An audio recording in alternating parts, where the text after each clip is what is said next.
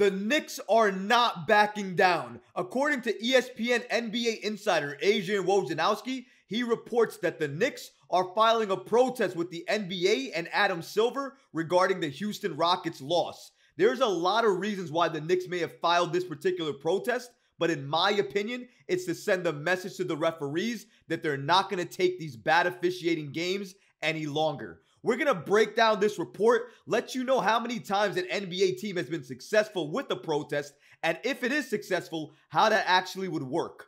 All of this and so much more today. If you're not already subscribed to the channel, go ahead and hit that subscribe button now. And make sure you have notifications turned on so you don't miss a second of the new content. And now, let's get started.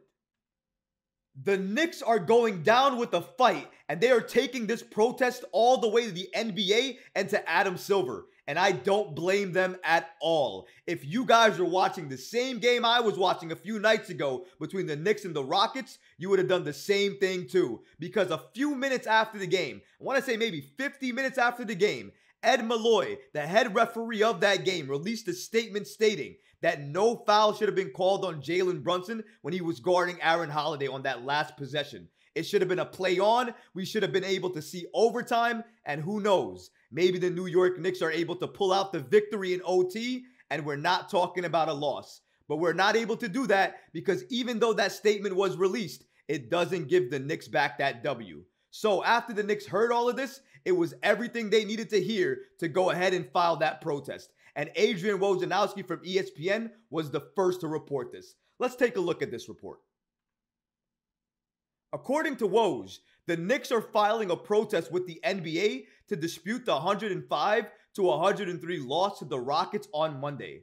Both the NBA's L2M report and crew chief Ed Malloy acknowledged the foul call on Jalen Brunson, leading to Aaron Holiday's 2 winning free throws, was incorrectly called. But we didn't just stop there with this Woj report. Just like we always do on this channel, we dived in a little bit deeper and we looked into this Woj report a little bit further, and we got the following details. Woj continued in his report and stated the following. Holiday made the 2 free throws with less than a second left on the clock and then intentionally missed the third to run out the clock in the 105-103 victory. The Knicks and the Rockets aren't scheduled to play again this season, but the hope of the protest is to either pick up a tie game with the start of overtime or somehow remedy the Knicks without a loss. Basically, if this protest is found successful and the New York Knicks win it, what could happen is the New York Knicks and the Houston Rockets, even though they're not supposed to play another game this season, at some point during the season, the NBA could schedule a game between the Knicks and the Rockets for 5 minutes. I know it sounds crazy, but it could be a 5-minute game between the Knicks and the Rockets in overtime with the game tied, or it could be 0-0. And whoever wins that particular 5-minute game, they would be deemed the victor, and they would get the W for the game that the Knicks and the Rockets just played, where the Rockets took the W. That could potentially happen if and only if this protest is deemed successful. But that begs the question, what would it take for this protest to be deemed successful? Well, thanks to Woj, he answered that question too. According to Woj, nevertheless, a protest must prove the misapplication of a rule, not simply a missed call. The Knicks, who've lost 3 straight games, have been hit hard with injuries and will welcome the start of the All-Star break later this week. The Knicks are 33-21 and 4th in the Eastern Conference. If the only way the New York Knicks can win this protest is to prove that there was a misapplication of the rules of the NBA in terms of basketball, then there is no way they're going to win this protest because there was no misapplication of the rules. What happened was they made the incorrect call. There was no call that should have been made. That is true. Absolutely true. The Knicks were robbed. We all were robbed. We all should have been seeing overtime, and who knows? The Knicks might have took the victory in OT. We'll never know now because it's likely that the New York Knicks are not going to win this protest. If it's based on just the misapplication of the rules, then what rule did the NBA referees break?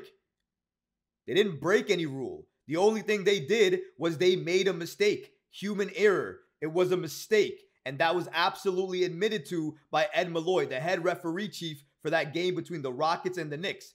But even though all of that is the case, it doesn't mean that the New York Knicks are going to win this protest, because a mistake, human error, is not the same thing as a misapplication of a rule. Let's go back in time and let you know when that's actually been successful for teams in the NBA. According to Woj, only 6 protests in league history have been upheld, and the NBA has not often upheld protests in its history. Only 6 times according to ESPN Stats and Information Research. The last time a protest was upheld by the NBA came on December 19th, 2007, when the Miami Heat center Shaquille O'Neal was incorrectly ruled to have 6 fouls when he only had 5. The game was resumed March 8th, 2008, but neither team scored in the 51.9 seconds that was replayed from overtime, and the Hawks won that game 114 to 111. Before the game was resumed, O'Neal had been traded to the Phoenix Suns. So I don't know how many times NBA teams have gone out and protested the league about calls. I'm sure it's a lot, but I don't have any idea what that number is. But imagine what that number could be. And out of all of those times, only 6 times has the NBA upheld it. And the last time they upheld it was 17 years ago, when Shaquille O'Neal was still playing basketball for the Miami Heat. And even when they did that, nothing happened because neither team scored. They replayed 51.9 seconds of the game and nothing happened. That was a wild sequence in itself. So I can't believe the league even allowed that to happen. But can you imagine today in the modern NBA that the New York Knicks would win a protest like this? It just doesn't seem possible to me. And if you look at the last time it even happened, it was a misapplication of the rules. Shaq was benched because he fouled out, but he only had 5 fouls, not 6. So that shouldn't have happened. Boom. Misapplication of the rules. That's why they upheld it. But it wasn't a missed call. It wasn't, oh yeah, hit him with a foul. They took free throws. Well, after the game, we reviewed it. He shouldn't have been called that foul. That wasn't the case. It wasn't human error. It was absolutely, this should have happened. It didn't happen because you didn't understand what the rules were at the time. And because of that, you caused this team to lose. That's why December 19th, 2007, nearly 17 years ago, was the last time an NBA protest was upheld. And the reasons for it had nothing to do with the referees missing a call, calling something that was incorrect, or anything like that. Human error oftentimes is just that. Human error. It's bad, it hurts, and that one definitely did. But it doesn't mean the New York Knicks are going to win the protest. And honestly, if you're asking me to bet on the situation, I would probably bet 100% that the New York Knicks do not win this situation. I would love for them to. Trust me, I would. But I don't think it's going to happen. So that begs the question. If it doesn't matter, and if they're going to lose anyways, why do it in the first place? To make a statement. That's why they're doing it. The officiating this season, not only for the Knicks, but for the league-wide, NBA-wide, the officiating has been poor. Worse than I've ever seen it in any other season. And I normally don't comment on a lot of the officiating because I understand human error happens. They always can't get it right. But they've gotten it wrong a lot. And I've watched a lot of NBA games. The calls have been very, very bad. This last game between the Knicks and the Rockets, in my opinion, was one of the worst officiated games from start to finish of the entire season. When you include that final possession, that final call, it is terrible, horrible, never should have happened in the first place. But the Knicks going out there and protesting it is making a statement and sending a message to the NBA, to the officials, to Adam Silver, that they are not going to take this lying down. They're not going to continue to play each and every single one of these games with these referees having these bad calls, not making the right calls at times, and having it lead to situations like this, where it hurt the New York Knicks and potentially could have led to them winning the game instead of losing the game. But now we'll never know. They're not going to upheld this protest. I know they're not. But this is the New York Knicks going out there and making a statement, saying to them that we don't like the officiating. We definitely don't like the officiating this season. It has to clean itself up. It has to get better. But more than anything else, it has to be consistent from start to finish. If you're going to call it loosely from the start of the game, then don't start calling it tight to end the game, because that doesn't make sense. Call it consistently, or if you're not going to do that, then go back to referee training so you can learn what it means to be a referee, what the calls are supposed to look like, and what's a play on and what's an actual foul.